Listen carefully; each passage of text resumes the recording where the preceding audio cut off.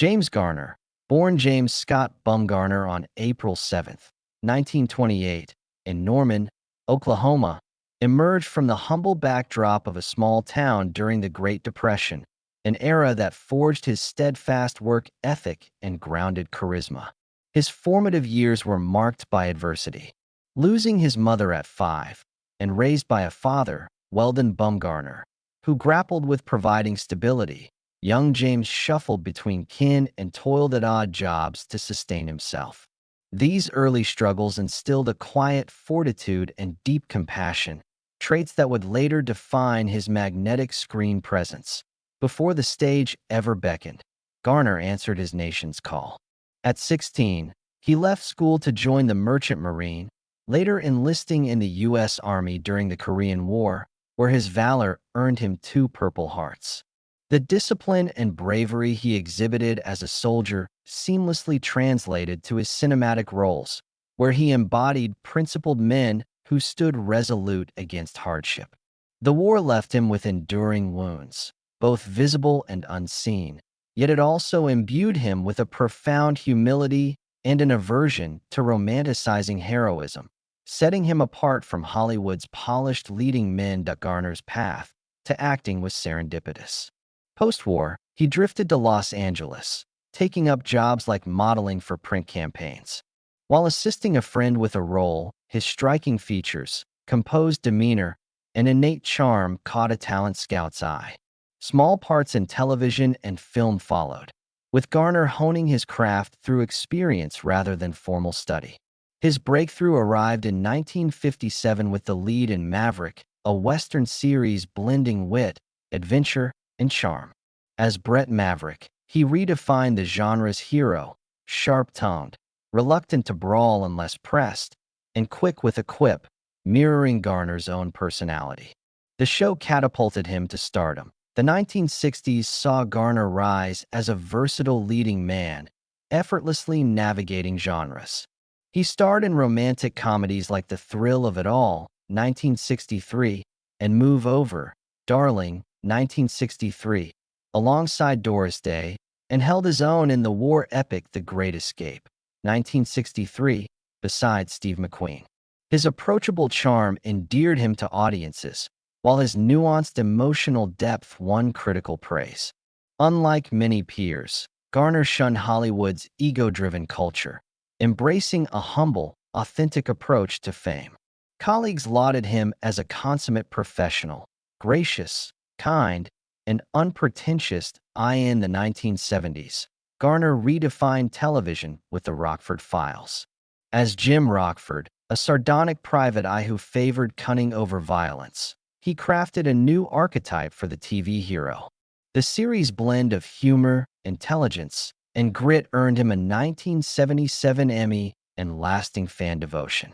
Physically demanding, the role saw Garner performing his own stunts, often at the cost of injuries that exacerbated chronic back pain. Yet his commitment never faltered, his professionalism unwavering even through exhaustion.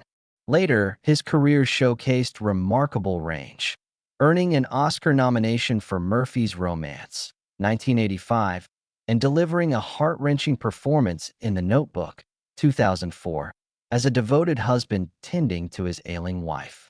He revisited Maverick and Rockford Files in reunion films, proving his timeless allure. Beyond acting, Garner championed actors' rights, vocally opposing exploitative studio practices and advocating for creative control in Hollywood. His integrity shone both on and off the screen. James Garner's personal life was a testament to enduring love, reflecting the warmth and resilience that defined his on-screen persona. He married Lois Josephine Fleischman Clark, a vibrant and captivating woman, in 1956 after a whirlwind courtship. Meeting at a party, Garner was instantly smitten, later recalling, "I was utterly enchanted by her spirit. We dined together every night for 2 weeks. I was completely taken." Just 16 days later, on August 17, 1956, they wed. In an era skeptical of fleeting romances, their union endured nearly 6 decades, a rarity in Hollywood's turbulent landscape.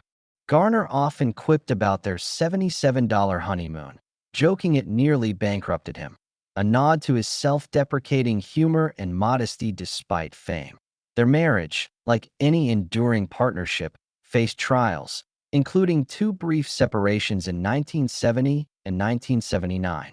Garner admitted these pauses allowed personal growth, but their bond remained unbroken.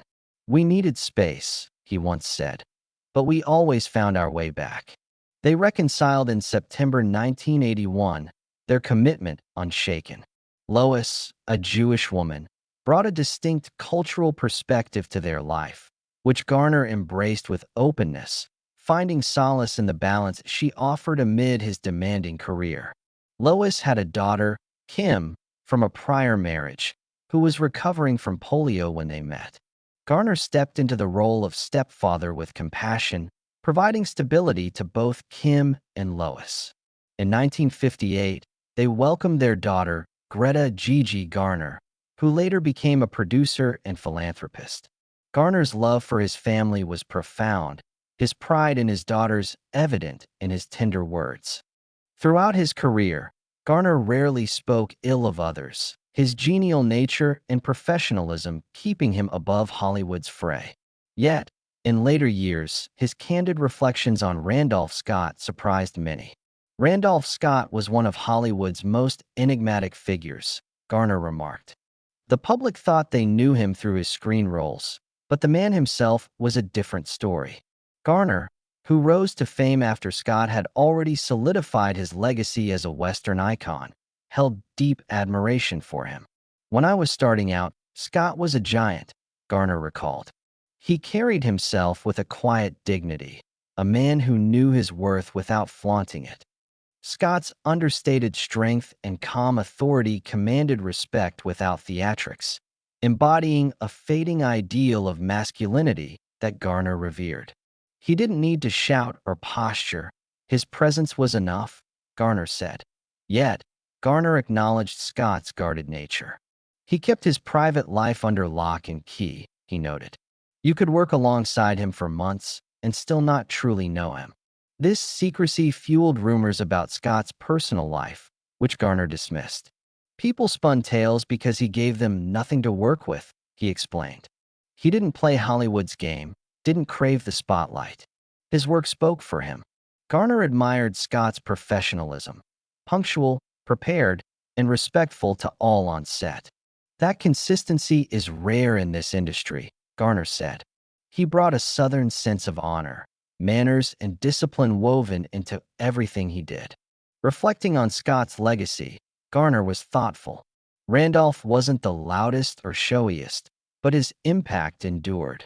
He stood tall, steady, and you believed every word he spoke. That's true acting." Garner credited Scott with shaping the archetype of the leading man, strong, reliable, principled. "Many of us, whether we knew it or not, tried to live up to that standard," he said. However, he admitted Scott's reserve could create distance. "He wasn't one for heart-to-hearts," Garner recalled. "His stoicism wasn't just a role, it was him." Yet, Garner saw this not as a flaw, but as authenticity. He didn't fake openness to please anyone. That was his strength. Garner's words were both tribute and revelation. "If I had to sum him up, it'd be steadfast," he concluded.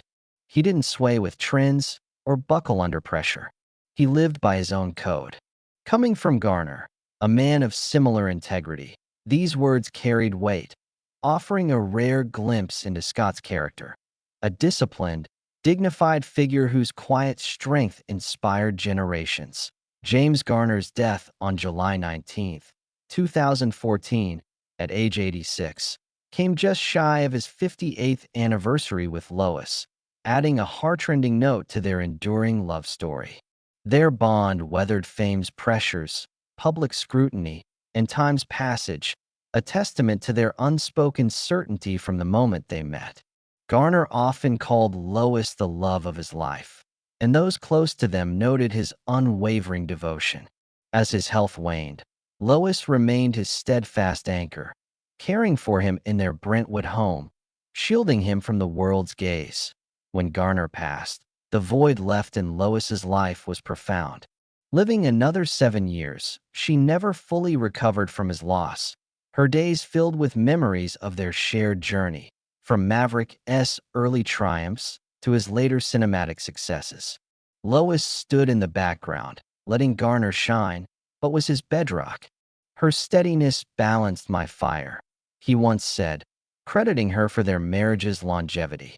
Their story, like Garner's reflections on Scott, was a reminder that true strength lies in quiet commitment, enduring love, and authenticity, a legacy that, like their bond, will never fade.